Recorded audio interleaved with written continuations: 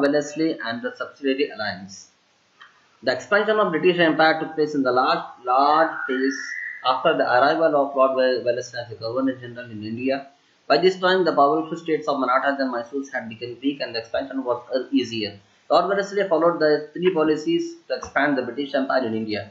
They were Subsidiary Alliance, waging war between against new states, and administering the states directly that were under the control of British. So now let us learn about the Subsidiary Alliance.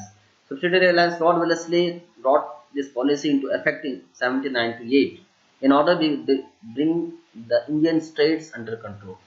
This was basically a military protection agreement between the East India Company and the Indian state. The condition of the Subsidiary Alliance was the Indian king had to keep the British army in his kingdom. The king has to pay the wages for the soldiers and as well as give the land as well. Now also Indian king has to give the British the resident in their courts, and also the king could not appoint other European without the permission of the British. Next, in order to enter any agreement, they have to get the permission of their Governor General, and also in return all of these services the company would offer protection to the state from any internal or external aggression.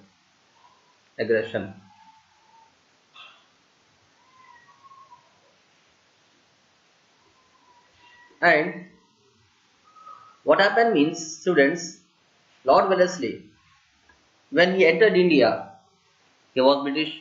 When he entered India, British Empire expanded very largely.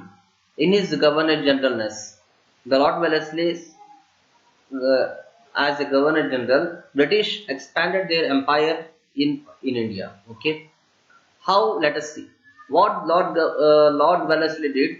He followed three main ideas, three main policies. First is Subsidiary Alliance. Second is waging war against new states. And waging war against new states means he used to start a war between two new states. If there were any two new states emerging in India, what he used to do, Lord Wellesley, he used to start a war. He used to create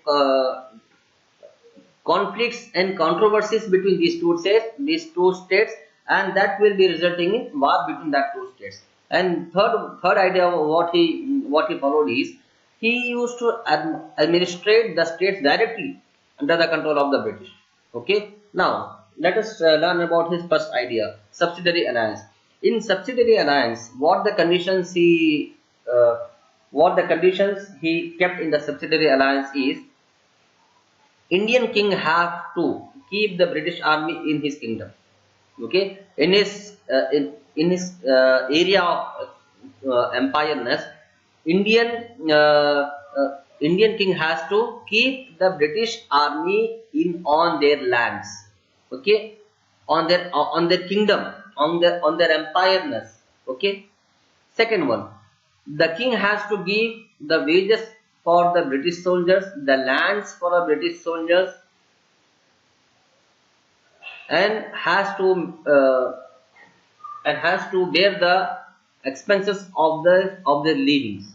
Okay. Third condition, the king has to give the residents the houses for the British rulers in their court, in their fort, in their main areas, in their main big offices. Fourth one is the king could not appoint any Europeans, okay, without the permission of British. Without getting permission from the British, the Indian king could not appoint any European on any post on any official post. This was the fourth condition. Last condition was, in order to sign any agreement from any other state, the Indian king has to take the permission of the Governor General of British. Okay, this was the conditions of Subsidiary Alliance.